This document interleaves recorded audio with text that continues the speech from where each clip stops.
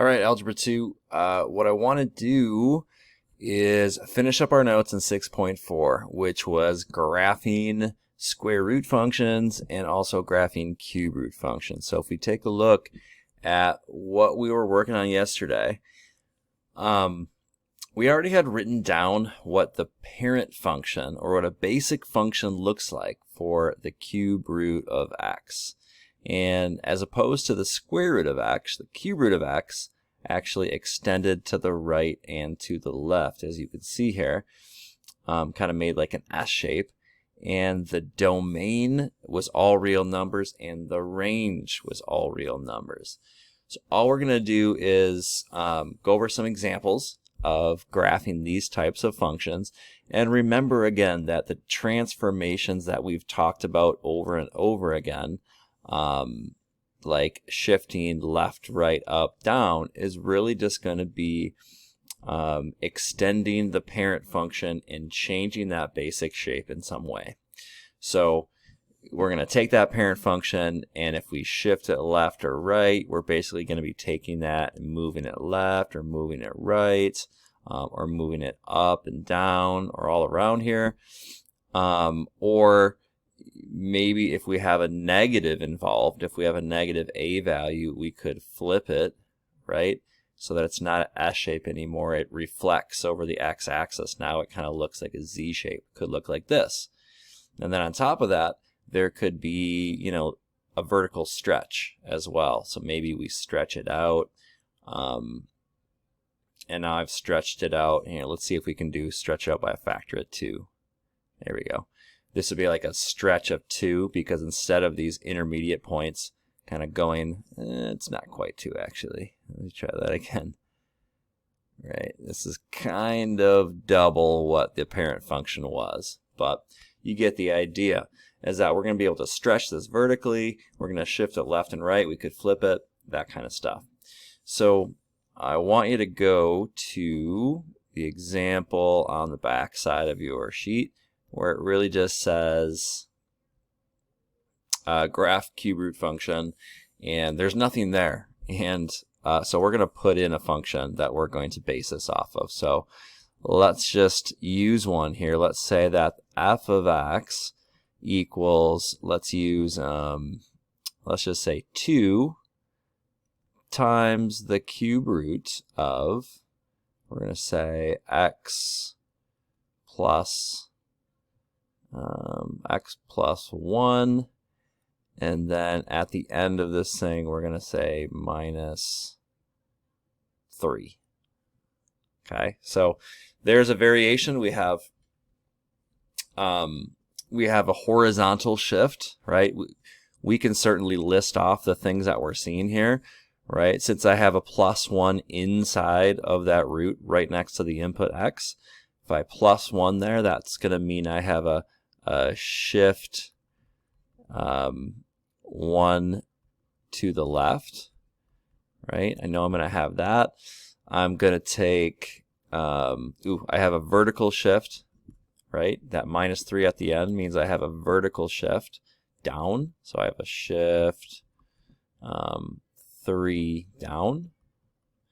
And then this 2, this multiplier out here, means I'm going to have a vertical stretch. This is a vertical stretch of 2. So it really is just going to take all the y values and just double them, stretch that out by a factor of 2. Okay, so that's the general, you know, pattern that you're going to sort of visualize here from the parent function. Those are the things that we can think of this function as doing. But we're going to do it with a table of values here, right? So first of all, if we write down the domain and the range of our problem, the domain of the problem here, as opposed to the square root function where we had a restriction and we had to say that the radicand is greater than or equal to 0, in this case, the cube root, as mentioned before, is all real numbers. So when we state the domain or range of any cube root function, it is all real numbers, and that never changes. So domain, range, all real numbers. We'll just establish that. Then let's go with a table of values here. Okay, again, this is just one way to do it. I like to start graphing things out just with the table of values, and then also think of it in terms of shifting as well. So in the square root function, we always picked what our first domain value, our starting point to whatever our domain was. Okay. In this case, I want to think about what my horizontal shift is, basically. And what I'm looking for is, if I look at my horizontal shift, it's x plus 1, that means it would go to the left 1. Okay. Another way I can think about the first x value is, x plus 1. When is that radicand 0? When is it equal to 0? Question mark. And of course, that would be when x is negative 1. And that's going to be the shift. It's going to go to the left 1. With a cube root function, we talked about this yesterday, but this is going to be the middle of my graph, which is kind of an important point. This is the middle. We also call this the inflection point. So it's kind of an important piece of the graph. So I'm going to start with this, right? If I have my table and I'm asking myself, well, what x values could I plug in there? Of course, you can plug in anything, right? Because the domain is all real numbers. But we are going to plug in -1 as a strategy to start here. So if I plug in -1 into the function, right, that actually makes this whole term here 0, right? It would be the cube root of 0 times 2. That whole thing would be 0. And we would be left with -3, right? So this would actually be -3. It's kind of like our h and our k value, or our horizontal and vertical shift point right here. This is the inflection point. And so I'm actually kind of doing the shift as I do this process. So I'm going to go left 1 and then down 3 when I graph this. So -1, -3, 1, 2, 3. And this is going to be my big old kind of middle of the graph here. Okay. And then, right, I know I'm going to have some sort of S shape here, right? So if I had to kind of think about it in my head, I'm going to have some sort of graph that looks like that. All I'm going to do is pick some points to the right of the middle, pick some points to the left of that middle, and just sketch a good shape here. So normally we would plug in like 1 and -1, and then we could plug in 8 and -8 because those are perfect cubes. You can still do that here. If you look at your cube root here, you can just think about values that are going to give you perfect cubes, or that would be easy to do without a calculator. You certainly don't absolutely have to, but it would make it easier. So I'm going to pick, let's pick 0. If I pick 0,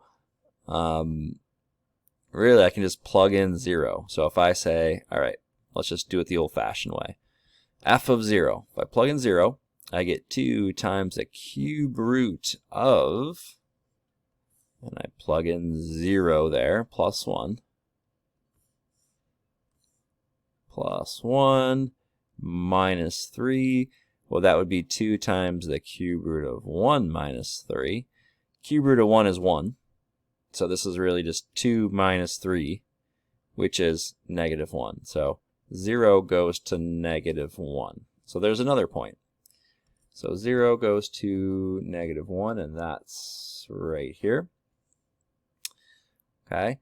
And then, let's continue to pick points. So another perfect cube would be if I had a cube root of 8. In this case, since everything's shifted to the left one, I could pick 7 as a point.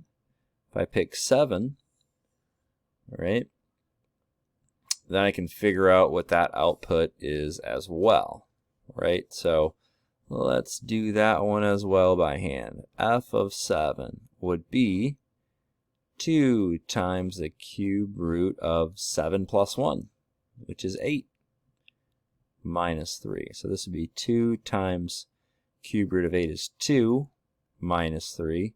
So this would be 4 minus 3, which is 1. So if I plug in 7, I get 1. So I'm going to go ahead and plot that. That's over here. And remember, this is the inflection point. So I already know that, that's going to be good enough for my right-hand side. It's going to go up, and it's going to veer off, go up to the right, and continue on that path right here. Now, if you're a visual person and you want to look at this geometrically, there is symmetry here. There is point symmetry here. So if I have these 2 points and I know that this is kind of my middle, it's my inflection point, that